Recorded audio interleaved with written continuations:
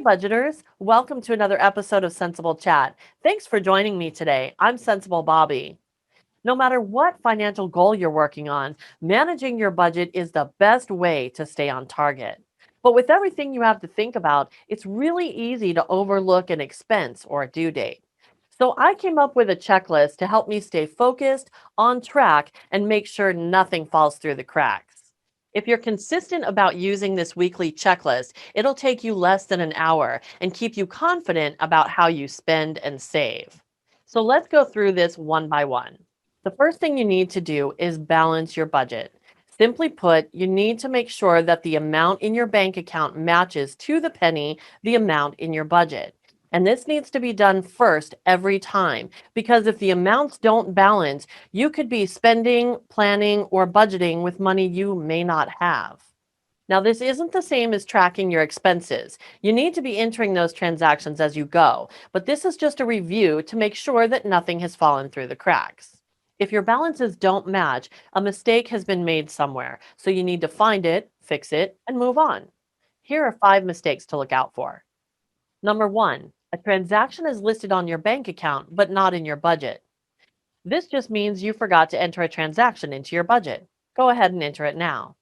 Number two, a transaction is listed in your budget, but not on your bank account. This usually means the transaction hasn't cleared your bank account yet, but it will. Just do the math and make sure you're on track. Number three, duplicate entries. You might find that you entered a transaction twice and you need to delete one.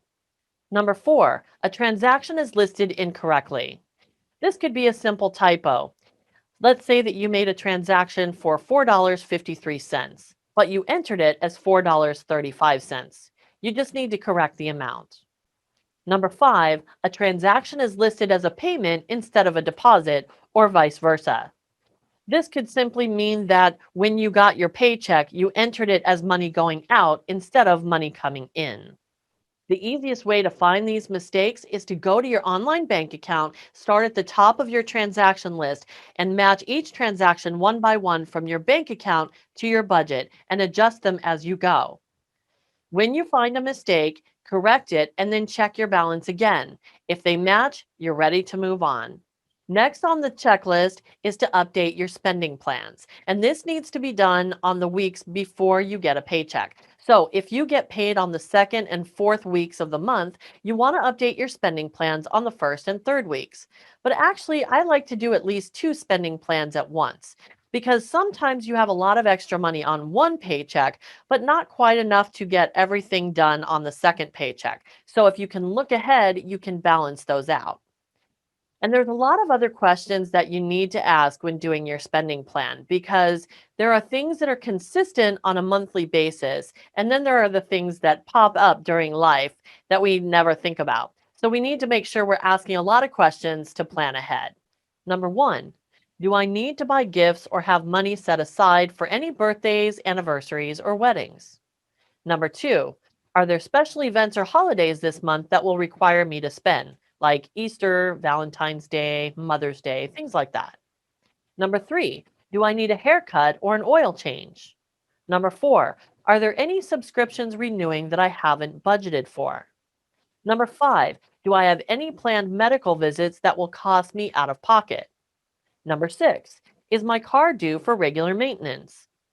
Number seven, are there any other unusual things happening that I need to plan for? Number eight, can I fit all these things in my budget, or do I need to put some off until next month? Number nine, do I have categories for all these items in my budget, or do I need to create some new ones? And number 10, do I have any extra money to save for an upcoming expense or to add to my current financial goal? Who can remember all these things, much less the dates? Certainly not me. So here's something that will help: a place where you can write these things down as they come to you throughout the year and then refer back to them as you're planning for that month.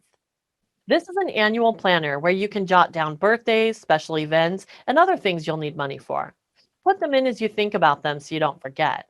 This will also make it easier to plan ahead for these things that might take longer to save up for.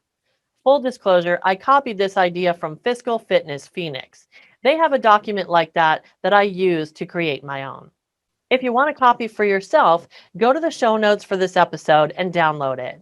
If you need a refresher on how to create or update your spending plan, go back and listen to the February 15th episode called Creating Your Spending Plan. Next on the checklist is budgeting your paycheck according to your spending plan. Now, obviously, you can only do this on weeks where you get a paycheck, but make sure you do it as soon as the money hits your bank account.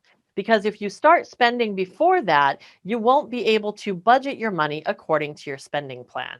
If you need a refresher on how to create your budget or budget your paycheck, go back and listen to the February 22nd episode, Creating Your Budget. Next on the checklist is checking your vital categories. You need to make sure that you have enough money in your essentials like gasoline and groceries until you get paid again. Next on the checklist is paying your bills. Once you've budgeted all of your money, you'll have what you need to pay the bills that are due between now and the next time you get paid. Go ahead and pay them all now in one shot so you don't have to worry about any due dates down the line. Last but not least, look for virtual change. This is my favorite one. You have to wait until all the other ones are done, but now you can go back through category by category and see if there's any change left over. Especially if you budget high for your bills, chances are a couple of those are going to come in under budget. So there's your virtual change. Now, what are you going to do with it? Well, you can leave it in the category so that you're a little bit ahead for next month's bill. You can move it to a vital category like gasoline or groceries, or you can put that money toward whatever financial goal you're working on by moving it to a debt or savings category. It's up to you, but think it through and make a decision. It's amazing what happens when you're intentional with money. But when you're not paying attention, it flows through your fingers faster than sand. You decide. Here's another look at the entire budgeting checklist. This checklist has worked wonders for me, and I hope it's helpful for you too. If you have questions or need help, get in touch with me and let's work together. You can schedule a free consultation at centsablechat.com. Thank you so much for joining me today. Please subscribe to my YouTube channel and make sure to connect with me anytime on MeWe, Parler, LinkedIn, USA.life, or Gab. Until next week, remember, do the math, live the life.